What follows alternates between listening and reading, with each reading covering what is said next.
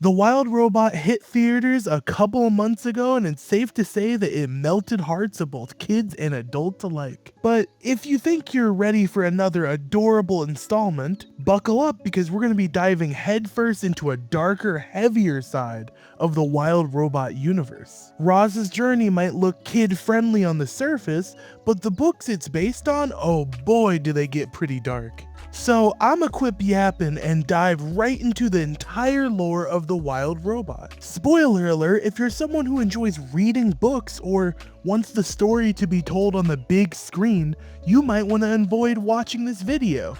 But for the rest of you impatient people, let's jump right into it.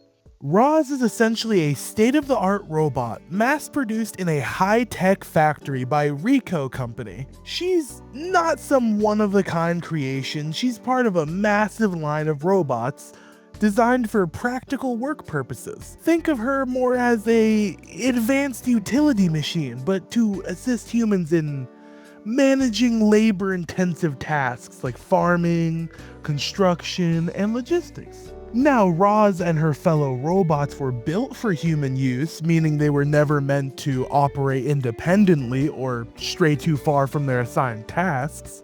The whole system that powers these robots has some tight programming restrictions.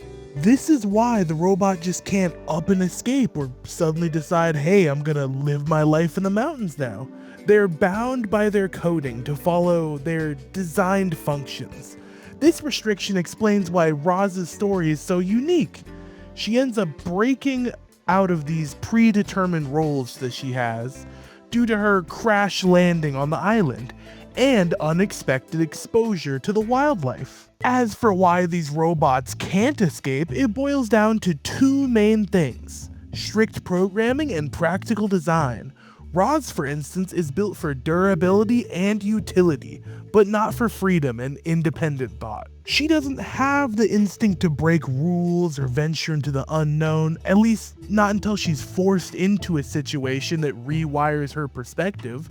That's what makes her story compelling. She doesn't just survive on the island, but she evolves. The first book kicks off with a shipwreck, pretty dramatic, right? A cargo ship carrying a batch of robots crashes during a storm, scattering crates into the ocean.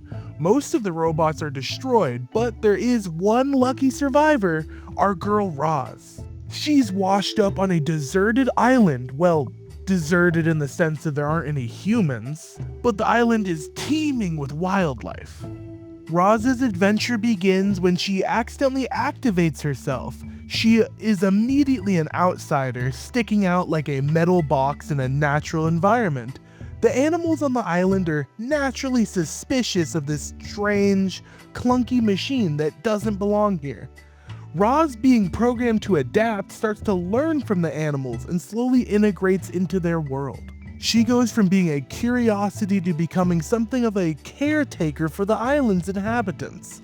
Sounds heartwarming, right? But buckle up because the dark stuff is about to come. Roz's arrival inadvertently causes a ripple effect of death and destruction early on while she's trying to learn about her surroundings. She accidentally causes a rock slide that kills a family of geese. Yep, just straight up goose murder. This event is a turning point for Roz as she feels compelled to take care of the lone surviving egg, which eventually hatches into her adopted son, Brightbill. It's a touching moment, sure, but rooted in tragedy. Also, I forgot, when her crate washes ashore, it crushes a family of otters, leading to their deaths. Although this is kind of left up into interpretation, here's what the book actually states. When Roz's crate crashes into the island, it accidentally lands on a family of otters. The text describes them being struck and tossed aside, but doesn't explicitly state that they die.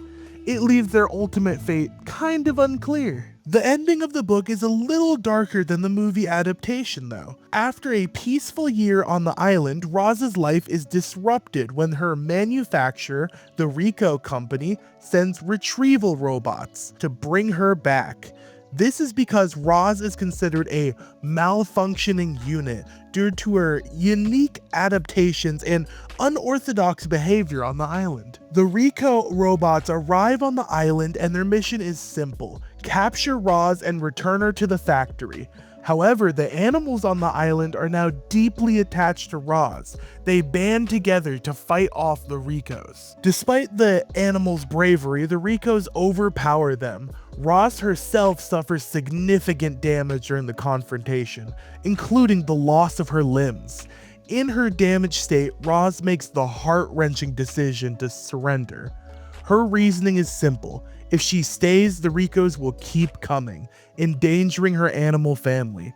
Roz agrees to return with the Ricos to protect her island and its inhabitants. Roz's departure is deeply emotional. Her son, Brightbill the goose, leads the animals in saying goodbye. Roz assures Brightbill that she will return someday, setting up the hopeful tone for the sequel, The Wildrobot Escapes. The book ends with Roz being taken away, leaving the readers with a mix of sadness and anticipation. In the DreamWorks adaptation, the essence of the book's ending is still maintained, but it's given a more cinematic, action-heavy flair, with more of a lighter tone and less casualties. After being captured by the Ricos at the end of the first book, Roz is shipped to a factory where she's repaired and reprogrammed to erase her individuality. The factory, cold and industrial, serves as a sharp contrast to the lush island. It's a place devoid of warm life, symbolizing Roz's disconnect from nature. Roz is then sold to a farmer named Seraph, who runs a struggling dairy farm with his 2 children, Jaya and Jad. She is tasked with helping on the farm, where she learns new skills and forms relationships with her family and the farm animals. However, her longing to return to the island and her son Brightbill never truly fades. Although Roz has been reprogrammed, fragments of her original personality persist. This creates the internal struggle between obedient farm robot and her true self, which feels alive and yearns for freedom. Eventually, Roz is able to regain full control over her programming and resolves to escape. Her journey back to the island is fraught with challenges. The Seraph family faces financial difficulties, which push them to heavily rely on Roz. This dynamic underscore of themes of desperation and dependency, with Roz caught between helping the family and pursuing her own freedom. Despite forming a bond with Mr. Seraph's children, Jada and Jad, Roz knows she doesn't belong on the farm. Roz's decision to leave is triggered when she regains control of her programming, breaking through the factory-installed obedience codes. This moment marks a return to self-awareness, reigniting her longing for freedom. She explains her predicament to Jaya and Jad, who surprisingly decide to help her escape.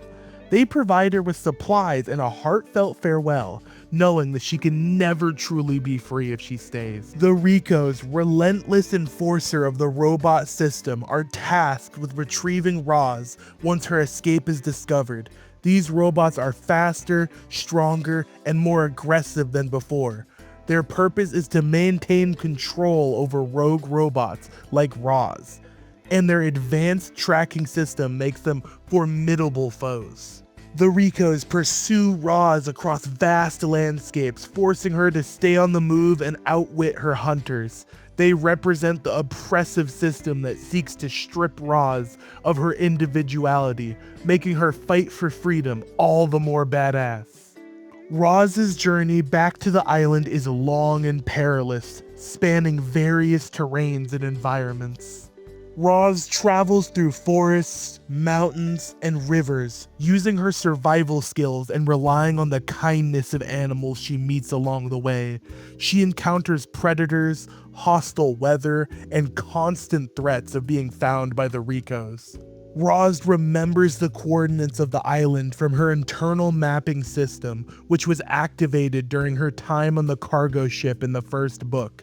Her sense of direction and ability to connect with migrating animals like geese guide her towards the ocean. The most dangerous part of Roz's journey is crossing the sea to reach the island. With no boat or means to traverse the water, Roz befriends a group of animals who helps her construct a makeshift raft. The crossing is treacherous with strong currents and relentless storms, testing her resolve.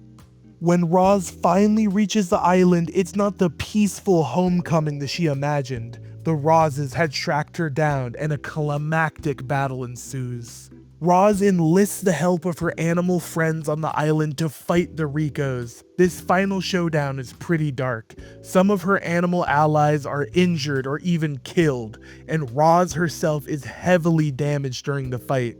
However, her determination and the unity of the community ultimately lead to the defeat of the Ricos. After the battle, Roz reunites with Brightbill and the other animals.